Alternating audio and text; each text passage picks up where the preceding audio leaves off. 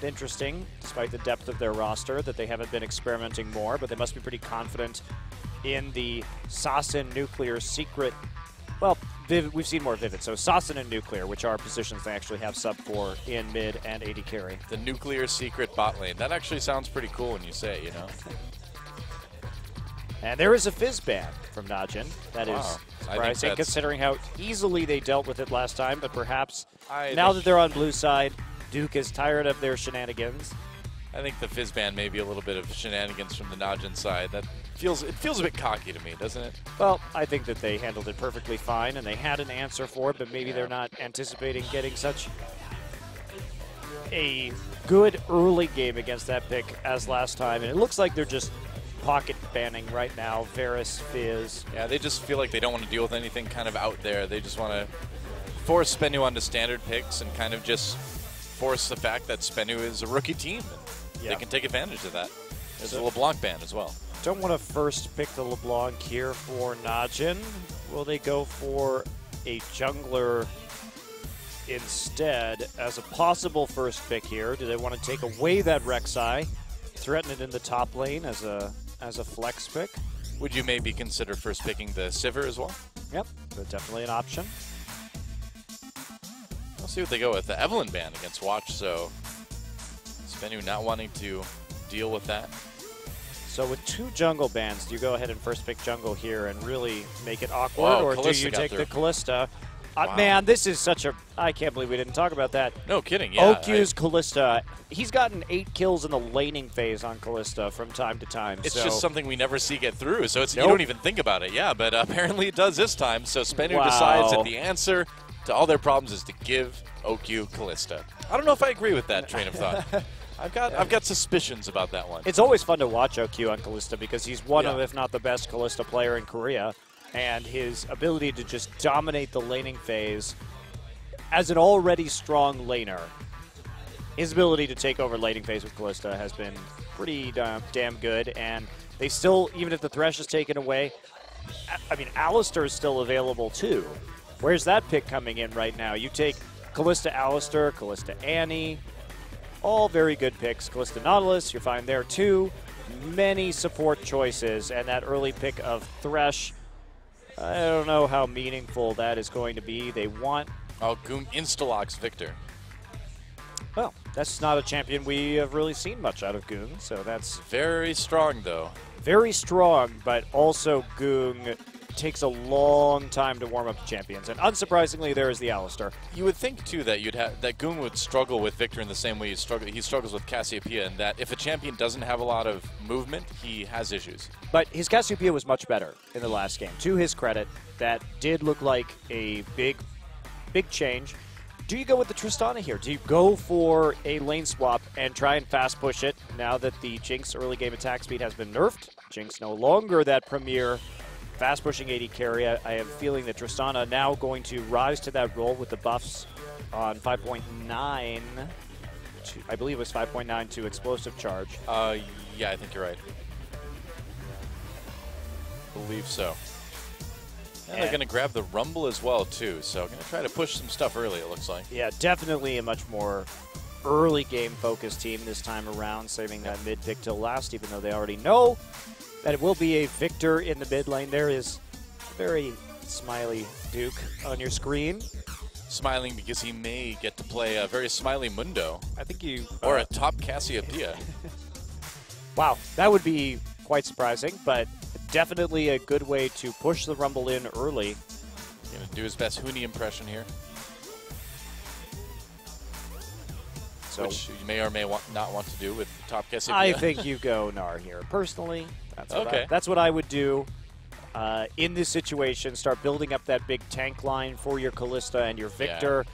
Victor generally does better with large tanks just because he doesn't have very much mobility and his short range. Hecarim will also work. Certainly fits that role. And Lee Sin. So that will provide a lot of early pressure with this Kalista. So we'll see how much Watch wants to focus down on the bottom side this game. Do you think there's any chance at all Sasin might lock in that Katarina? Nope, never mind. Lissandra Interesting. I mean, we've seen that recently as like a counter pick to the LeBlanc, but how well do you think it will work in a composition like this? This would be a really big all-in for the mid-game. You'd have to get some early towers, some early dragons in order to make this work, but that said, that has been SBENU's forte. Yasuo up against Victor. I don't think so. There you go. I like the Zed. Or the TF. How about the Twisted Fate? Yeah, TF is good. Let's just cycle through a lot of mid lane champions. We'll settle on one eventually. That would be, again, set them up for a very strong mid-game. They'd have some really good dive with Tristana and TF and Thresh. Able to kind of all in under a turret with rocket jump and then get the kill and rocket jump back out. So look for TF to start ganking the Tristana lane. Very cool. All right. Sasson going to bring in the Twisted Fate here in game number 2. So SBENU, yeah, bringing something different, bringing something more early and mid-game focused. I feel like compositionally, SBENU is looking a lot better than they did last game in terms of playing to their strengths. Yeah, and we could see some interesting ganks onto the Victor here with Rek'Sai coming in and then TF porting into the mid lane in order to pick that one up. If they have to fight the 2v2, though, I'd be a little bit nervous against the Lee Sin. Rek'Sai, especially Rek'Sai taking some nerfs on this patch, too. So if you don't have a gold card set up, though, Hecarim is going to just absolutely run over that Twisted Fate. Yes. In the team fight, I would definitely give a late game team fight to NaJin here. They have a lot of tools to deal with Tristana and the TF. That Hecarim, obviously a major threat. TF also vulnerable to getting insect out of team fights if he has to stay in the back line, if he isn't initiating with that Sonya's Hourglass. But in the mid game, SBENU has a strong pick composition, great single target damage, good dive comp too. So, but they can't really dive Alistar, so it's going to have to be the Hecarim, and I think SBENU will probably want the lane swap to try and fast push. Well, we'll see what the plan is going to be for SBENU here in their second game against NaJin EM Fire. A chance to tie it up with some picks, with some early game pushing power, but NaJin going for that stronger team fight. We'll see who takes it. Time to get in the game and find out.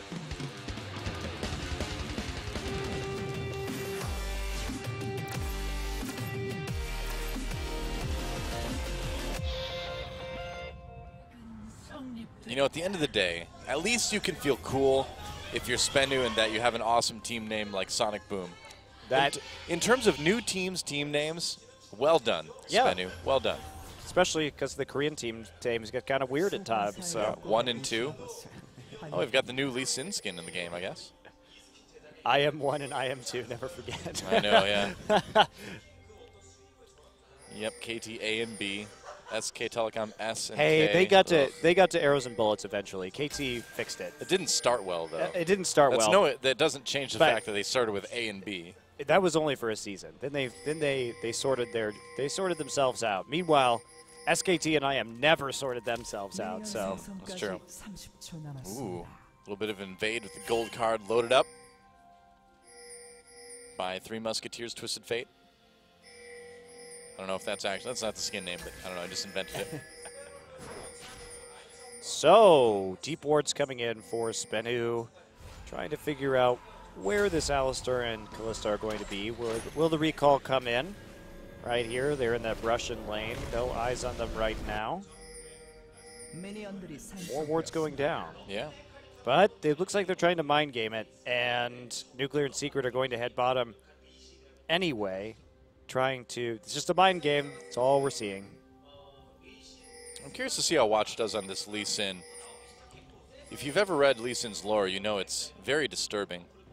It involves a child basically being turned inside out by Lee Sin. I had no idea. Through like a misuse of magical powers. Because Lee Sin was originally going to be a powerful summoner. Good thing he didn't, because they don't exist anymore. But well, now his lore makes no sense. Great. When he was trying it out, he tried to summon a demon, accidentally summoned a child, but there was he had just a moment to look into the mangled remains of what was once a child's face before the lifeless mass of flesh fell to the ground. I believe it's like an almost direct quote from the lore. And then you find out the spell he cast destroyed the boy's entire village too. Cool. So yeah, Lee Sin set himself on fire later on, survived it, but it burned out his eyes. So Lee Sin's got some problems. So sweet dreams, everyone. Sleep well.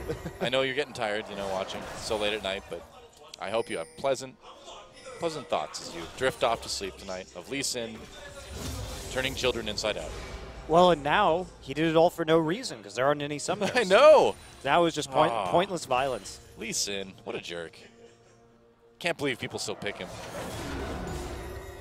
All right, well, we are going to have the 2v2 lane in the end, and it's like Nuclear putting down some good harassment onto Kalista early on. It's going to take a while for that lane to really ramp up in terms of kill pressure. Of course, Alistar needs that level 3 to really put down a lot of hurt onto the Tristana. And everything just going pretty calmly in the mid and top lane so far. Yeah, more or less. I'm curious to see how Gung is going to do on this Victor here. It's always a question with Gung. Yeah, whenever it's something that we haven't seen before, you come into it with some well-founded doubts, you know, well-founded doubts. Deservedly so. Duke just playing really far back right here, forcing Catch into the top side lane to cover Soul as he is harassing under the turret, but that does lock up the jungler for a little bit. No attempts at a gank yet from Watch. Watch will recall and pick up his jungle item. It will be the Chilling Smite, so now the question is, where is he going to go? There is a giant massive pings on the mid lane right now. You know, I would think this is going to be another one of those games as we see Sassen roam down to bot that we're just going to see a team wait for SBENU to make a mistake, you know? Oh, and Secret comes in for the double flay. Sassen's still coming down. He's got the gold card loaded up. Is he going to be able to use it? Gold card onto Pure. OQ comes in for an immediate bit of damage. Pure able to get out. That was not a very good gank. Sassen used his Ghost for that as well. They had put down most of the damage already by the time they got down there, and they were unwilling to commit in terms of summoners. And it's going to cost him some CS and some experience in this mid lane too. I mean, that was a lot of commitment for, you know, no gain at all from SBENU. Yeah, now he's going to take some harass from Gung also. No summoners even blown from NaJin. Wow. Interesting. Well, at least they gave it a try, right? Oh, Catch coming in from behind here. Chilling Smite onto Gung, going to get chased a little bit. Gung already flashing. He may not be able to get out of here. He's able to cleanse out of that gold card, and Watch coming down to help out Q onto Sassen. Gung turning it around now, a little bit more damage. Gung getting very low, though. Sassen low as well. Watch chasing him. He wants to get that KO. Chilling Smite comes down. Sassen dodging back and forth. Float like a butterfly, sting like a Q. Oh, is he going to go in? There it is! First blood for Watch. And can he get away from Catch here with Gung right there adding on the damage? He shouldn't have any trouble, but here comes Secret coming in. Watch very low. Secret not finding an opportunity for that death sentence. And a very, very protracted gank ends in first blood for NaJin. Okay, that happened. Yeah, very awkward, clearly. But Gung able to get out of that mid lane thanks to his cleanse on the gold card, and Watch eventually finding the right angle for the Q. I said it wrong earlier. I should have said float like a butterfly, sting like a Lee. Damn it, Toa. Oh, I missed it by this much. Oh, well. You don't get to take that one back either. It's gone forever now. It's esports where you can do jokes over 30 seconds later. There you go. Wait, hold on, guys. I thought of a funnier way to say it. Works great, right? Uh-oh. Oh, Catch coming down. He's really trying hard to make the ganks work here. Pure getting flayed in. Looks like Catch just making his appearance and then backing away. Yeah, now the pressure really started to come in, though. Secret had to row up to the mid lane to see if he could salvage what was going on there in the awkward exchange that took place. Yeah, he really needed the Sassen not level 6 yet. Gung, of course, hitting that first after the roam and the death. That was really a Benny Hill soundtrack moment there in that gank. All right. Well, Sassen just waiting right now. Double Doran's rings, of course, going for that early game. And now, are we going to see a gank onto the mid lane? They really want to punish this TF while they can. Watches. Oh, wow. Q on the Catch. Takes a lot of damage early on. Chilling Smite. Gung trying to poke a little bit. They deny the recall and really cause some issues for Catch here. Gung also going idle first before upgrading his Death Ray. That's interesting. Yeah, that is interesting. Yeah, wanting to just rush a really fast Morella and Namicon, I suppose. Yeah. Prioritizing that CDR over all else. I think why he wants this is he just wants to keep Sassen pushed in so that, and spam the death ray as much as possible so that Sassen doesn't get a lot of roams for free right So here. he's saying you get more wave clear out of lower, or being That's able the to death ray question. more often than getting the explosive upgrade on the death ray? The answer is yes over time. I suppose, yeah. If it goes on long enough. So, I mean, that really just kind of shows NaJin is planning on playing a pretty long laning phase, farm-heavy, late game, wait for them to mess up sort of Which style. makes sense. If we look at SBENU's composition, they definitely peak harder in the mid-game, and NaJin, even with this Lee Sin, has a lot more late-game threat. Obviously, Victor and Hecarim's late-game damage is pretty enormous. I guess if you go for that sort of sustain sort of build too, it lets you combat one of SBENU's strengths, which has been early dragons too. You have more sustained poke against something like that. Right, and you have good general control over early dragons because you have this Kalista in the bottom lane and you have the Lee Sin. So you're not doing badly in terms of your mid-game power either. So it's a pretty well-rounded composition from NaJin. But SBENU has to do something with his TF, and TF now level 7, yet to gank here. And how many opportunities he's going to have? Can they make a play with the double globals they have with Void Rush and with the Gate Destiny? Looks like they maybe want to do something topside. I thought they might gank the mid just because Goong still without that flash.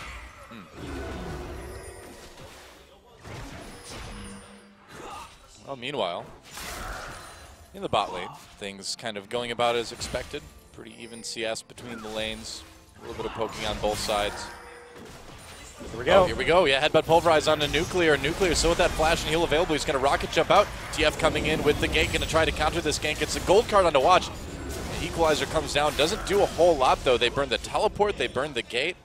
They did not get They have to kills go out of that. for this dragon now, but they don't have an equalizer for follow-up. Victor back in lane. TP still available for Duke. Duke pushing up.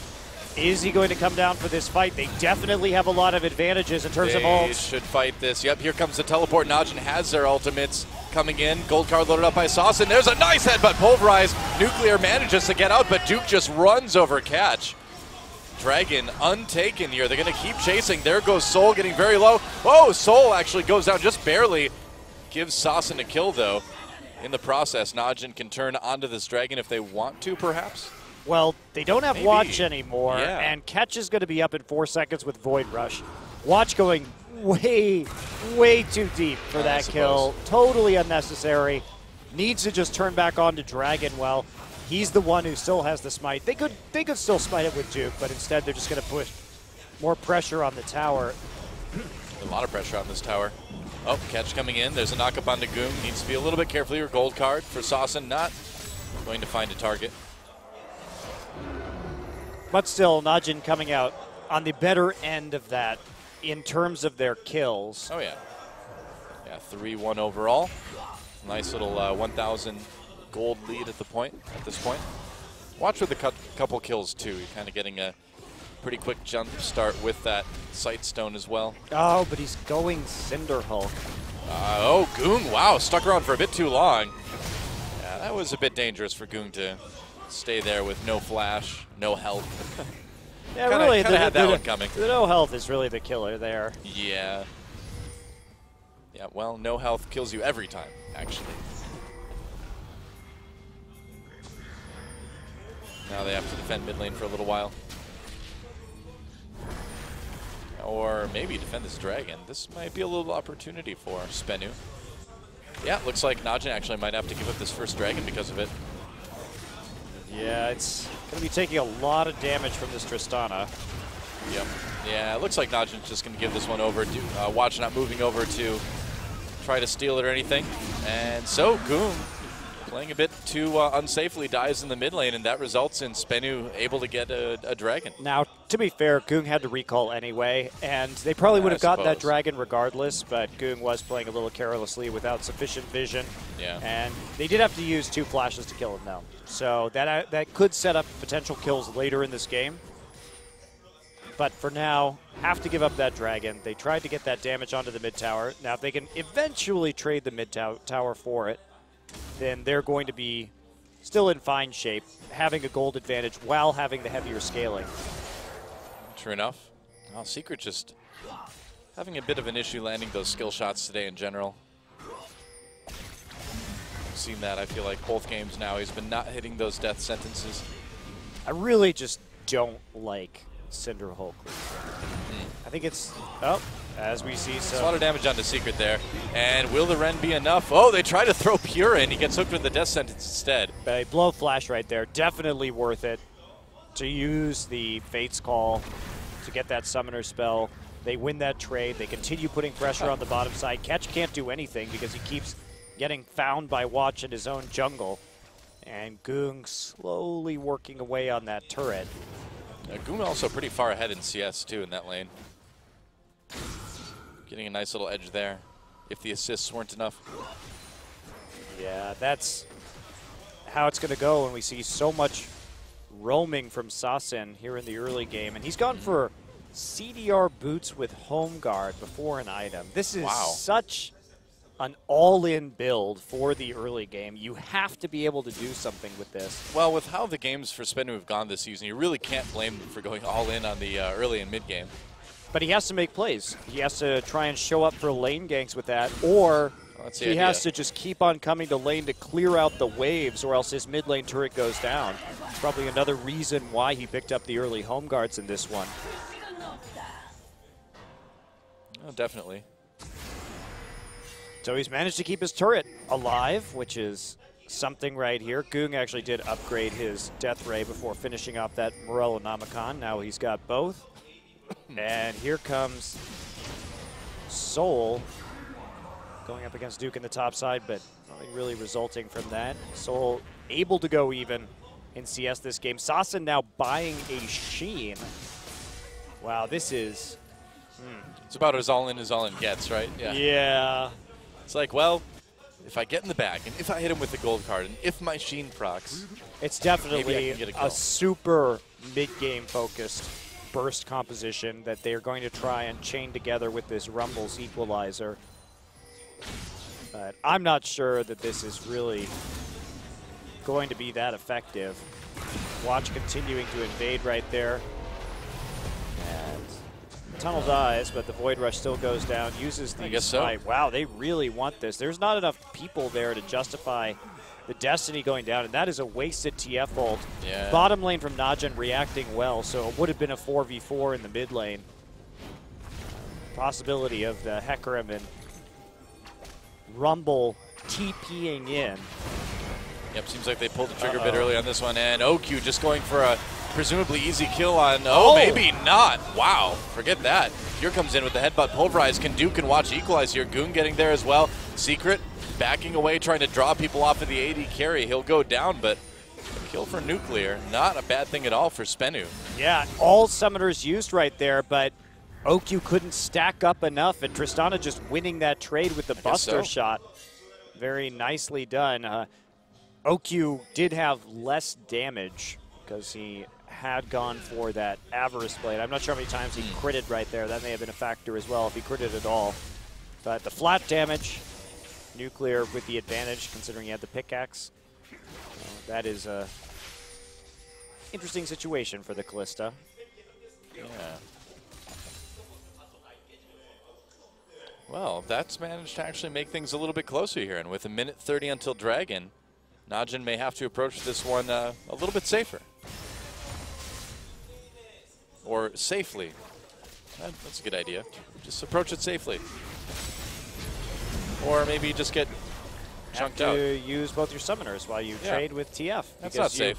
You really want it. He really wants that turret before the dragon goes down. Is the thing. I guess but so. He committed very hard for that and got drawn in by SBENU, having to use both summoners for 0 on the other side. So a bit of an overcommitment there from Goong without enough knowledge.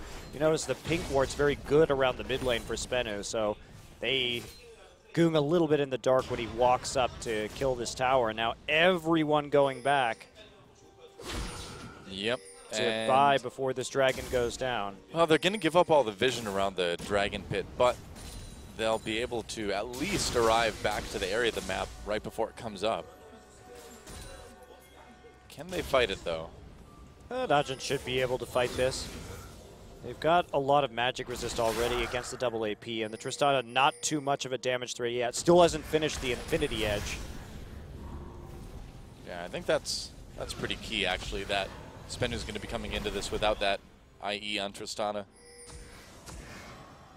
Looks like Sassen moving towards Lichbane here. Yeah, definitely as a first item if you're going to get that Sheen. Yep. And here we go.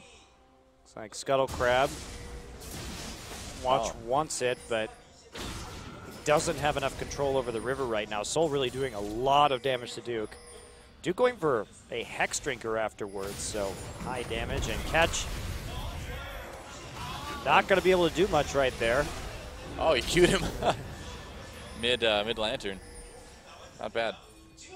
All right, is NaJin going to be able to equalize dragons here? Top lane taking some damage. Neither top laner having teleport, so Duke is going to run back as fast as he can with home guards here. He will get there first. Yeah. And a lot of this is probably going to depend on how well NaJin can put pressure on the mid lane, because Sassen has to stay there, or someone from SBENU, if they don't want to lose that tower, which is just hanging by a thread at the moment. And if that tower goes in, they will lose so much control over the river. So it's a pretty desperate defense, and NaJin only has to methodically shove in minion waves. No, Goong needs to be careful here. He can't play that far up on the lane when he doesn't know exactly where this rumble is. Well, no summoners or anything like that. He's still in a lot of danger if he tries this. Duke, though, pushing up top in the meantime, and that will pull Soul back up to the top lane. Makes Goong a little bit safer anyway. Yeah, but one less person to defend that mid lane, but that said, NaJin not really doing much in terms of playing with vision around the dragon right now, just letting it stay up. Finally, we see OQ go back and finish that Bloodthirster, but that is going to prompt start of this dragon. OQ had not been back in some time. Yep. Oh, that is a lot of damage onto Sassen.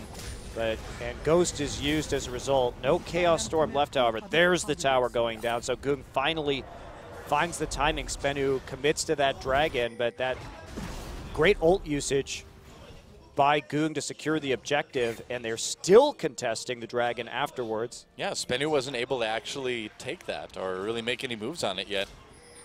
They've still got good vision around it. But NaJin certainly showing off a little bit of power here. And both teleports are going to be up by the time anyone attempts this again, it looks like. Or just barely going to come up, rather. A lot of champs gathering in the mid lane here, looks like. SBENU going after this dragon. Will NaJin fight it? Teleports up now. Ooh.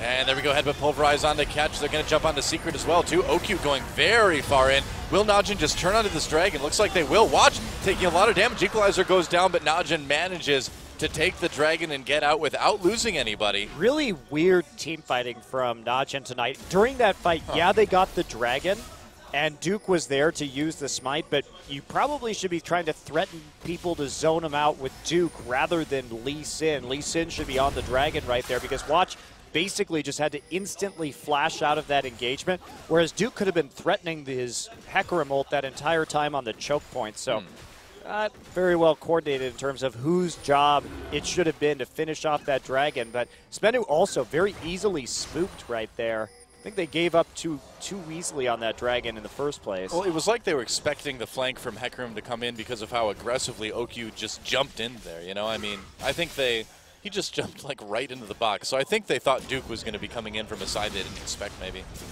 Yeah, they definitely turned tail and ran pretty quickly when they could have had more of an opportunity. And they also didn't collapse on their flank very well either. They were trying to play both flanks at the same time, and that is almost never successful. Well, Hecarim's a scary guy. His portrait's so scary that they had to change it on the Chinese server, man.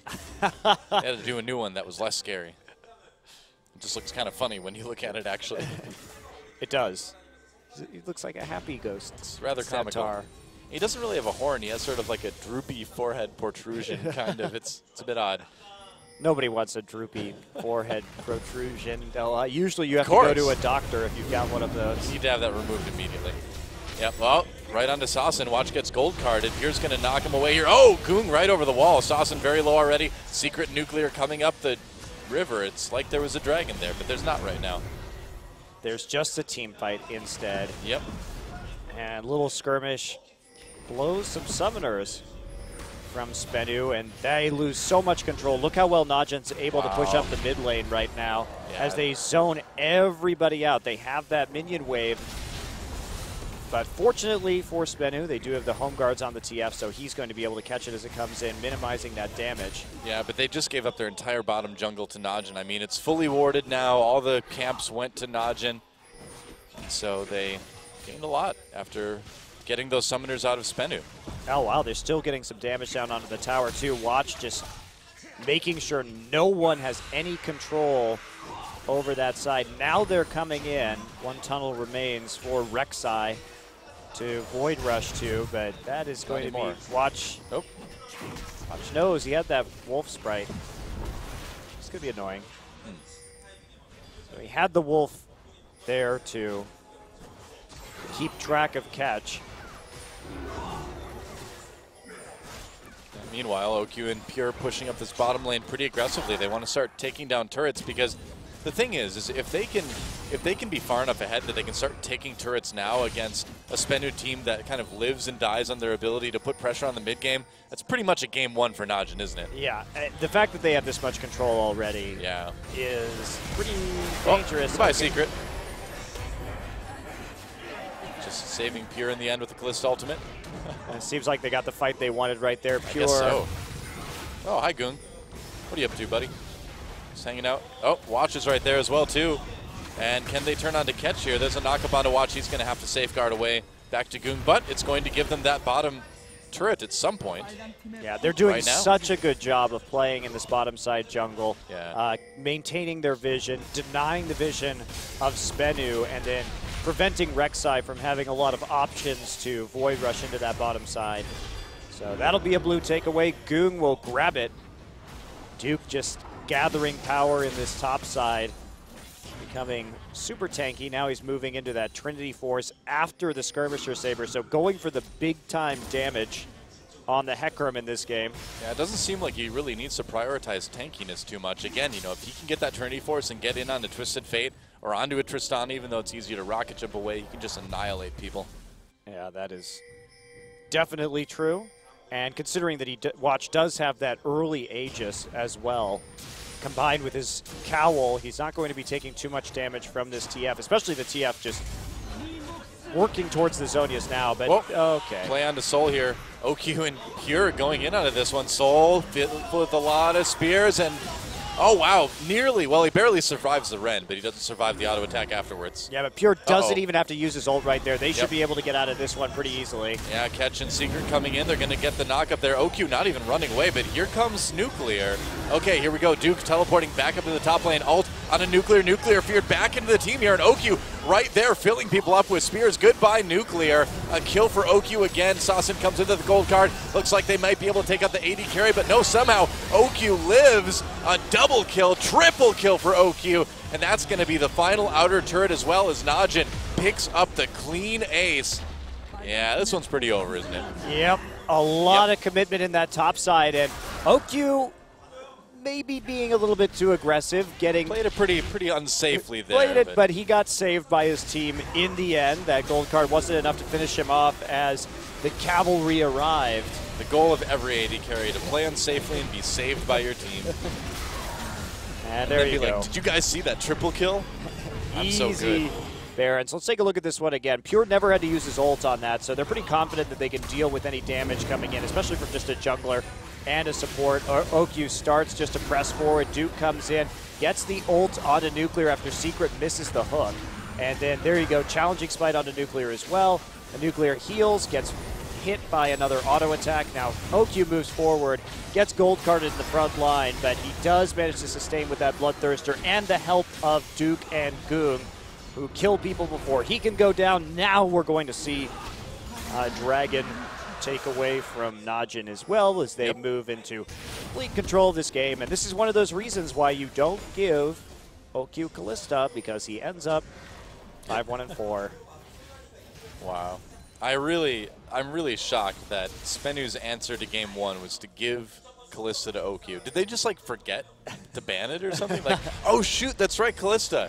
Oh well, they won't first pick. Oh. I really don't get why you would ban Watches Evelyn when you continue to take Rek'Sai when there's still OQ's Kalista on the board. And look at that. Okay.